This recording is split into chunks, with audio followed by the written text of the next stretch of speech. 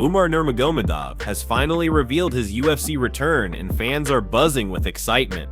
After months of speculation, uncertainty, and rumors, the bantamweight contender has confirmed that he will be stepping back into the octagon later this year. While it's still not officially clear who Umar will face, he did confirm that the fight will take place in Abu Dhabi at UFC 3-1. This news has instantly reignited discussions about his future in the division, his potential opponents, and how he plans to bounce back from his last fight. Umar has not fought since January, when he dropped a tough decision to the current champion, Makhachev. That fight was a huge test for Umar, and although he came up short, many fans still believe he has the skill, speed, and talent to become a serious threat to anyone in the bantamweight division. Losing to the champion did not erase the hype surrounding him. Instead, it left fans more eager to see how he would respond to that setback. Now with this return, he has the chance to remind everyone why he was once considered one of the most dangerous rising contenders. Not long ago, reports suggested that Umar was going to face Mario Batista at the UFC's October 14th event in Vancouver. That matchup was even rumored to be the main event. However, things quickly changed. It was later announced that Ryan de Reeder would instead face Anthony Hernandez in the main event of that card. This left many wondering where Umar would fit in and when he would fight next. Now with the confirmation that he's locked in for UFC 3021 in Abu Dhabi, the pieces are finally starting to fall into place. During a recent Eagle FC press conference, Umar himself confirmed the decision. He explained that he and his team had discussed the situation with his manager and decided that Abu Dhabi was the better option. "Yes, I was given Abu Dhabi in October," Umar explained. "I was talking to my manager, and this is the way that we decided it was gonna work better. The entire team is already gonna be in Abu Dhabi, so it was better location, better timing. So Abu Dhabi was decided. This makes a lot of sense, especially considering the strong connection fighters from his team have with Abu Dhabi events." One interesting point that came up during this announcement was the issue of fight length. Since UFC 3021 is already stacked, Umar's return bout will not be a 5-round fight. Instead, it will likely be a 3-rounder. When asked about this, Umar admitted, "I would prefer or would like to fight in a 5-round fight in a main event, but the decision was made to fight there." This shows his confidence and his desire to prove himself in longer, tougher battles. Still, a 3-round fight may work in his favor, especially after such a long layoff. What remains unclear, however, is whether his opponent will still be Mario Batista. Many fans would love to see that fight. Batista has been climbing the ranks himself, and a matchup with Umar could be an absolute war. For now, the UFC has not made the fight official, but the excitement is building. Umar's return to Abu Dhabi is already one of the most talked about stories in the bantamweight division. The only question left is simple: who will be standing across the cage from him at UFC? Before moving to the next news, we have one quick request for you. We're constantly working on improving our content to earn your love and support. That's why we truly appreciate it if you could take just a moment to leave a like on this video, subscribe to the channel, and hit the bell icon so you never miss an update. Move on to another news. Team Khabib has reacted to Khamzat's recent call-out, and the MMA world is buzzing. Right now, one of the biggest topics in the sport is the rising tension between Khamzat and Islam Makhachev. The discussion is heating up quickly, and fans everywhere are debating what a potential clash between these two stars could look like. Things got even wilder after Islam's comments yesterday, where he said he would be ready to face Khamzat in the future. That single statement sparked endless conversations about weight classes, matchups, and what the UFC might actually allow. Josh Thompson, one of Khabib's longtime teammates and close friends, decided to weigh in on the situation. He pointed out that Team Khabib probably doesn't want to reignite tensions after the already heated incident a couple of years ago involving Khamzat and Khabib's cousin Abu Bakr. Fans still remember when punches were thrown during that scuffle at a USC event. Thompson explained that although it was eventually settled, there's no reason for the team to bring unnecessary drama back into the spotlight.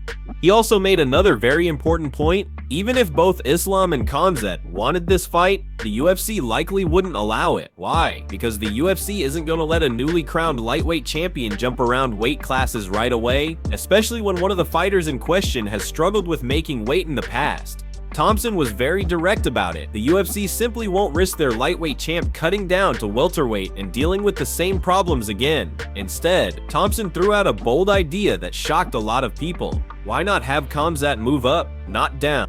According to Thompson, Khamzat could actually dominate at light heavyweight or even heavyweight. His reasoning was simple. Most of the fighters in those divisions are not heavy on wrestling. That's where Khamzat would hold a massive advantage. His grappling, strength, and relentless pressure could cause chaos in divisions where few fighters are prepared to deal with that kind of skill set. Thompson went as far as saying that Khamzat could win a title at 205 pounds with the right preparation, and he could even give heavyweights serious trouble. Between the hype, the history, and these wild possibilities, the Khamzat vs. Islam storyline has become one of the most intriguing in the sport today. Fans already know there's some real tension behind the scene. That little altercation with Abu Bakr showed that these rivalries aren't just media hype. There's some truth to the bad blood, and it's never completely disappeared.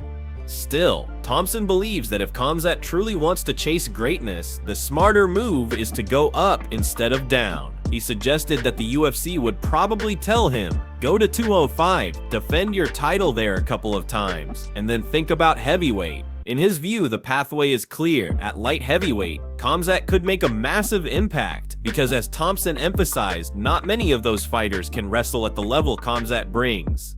Whether the UFC makes this fight happen or not, one thing is certain: the idea of Islam versus Khamzat is electrifying fans worldwide. But until then, the talk of Khamzat testing himself at higher weight classes might just be the storyline that keeps everyone glued to what comes next. Move on to another news. Shavkat Rakhmonov's manager has officially shut down the latest fight rumor, putting an end to speculation that has been swirling around the welterweight division.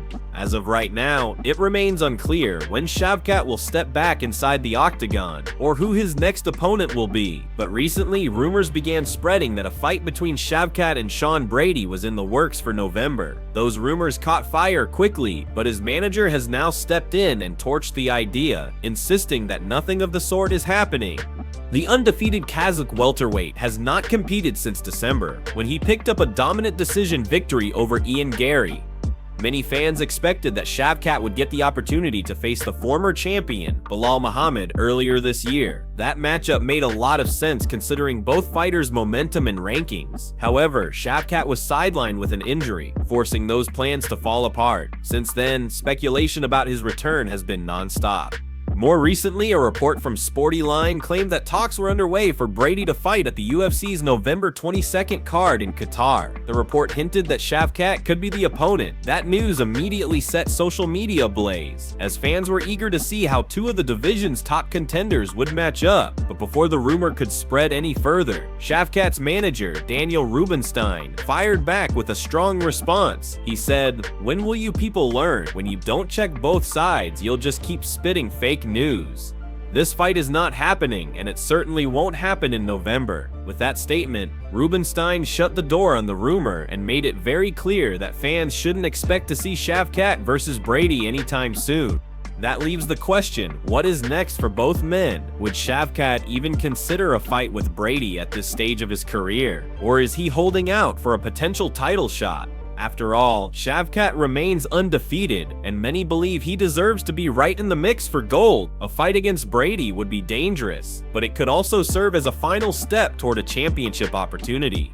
On the other side, Sean Brady has also been waiting for the right matchup. He hasn't fought since March, when he scored an impressive victory over Leon Edwards. That win solidified his place as one of the top welterweights in the division, and he is currently ranked number 2. Recently, Brady revealed that the UFC offered him a fight with Ian Gary for the upcoming card in Vancouver, but Gary reportedly turned the fight down. That has left Brady in a frustrating position, eager to stay active but struggling to secure a willing opponent. So, the question remains wide open. Will the UFC try again to book Brady versus Gary, or will they push Shavkat back into the spotlight once he's fully recovered from injury? Either way, the welterweight division is stacked with possibilities, and fans are anxiously waiting to see which path these contenders will take. One thing is certain, Shavkat's manager has made it crystal clear that the Brady fight is off the table, at least for now.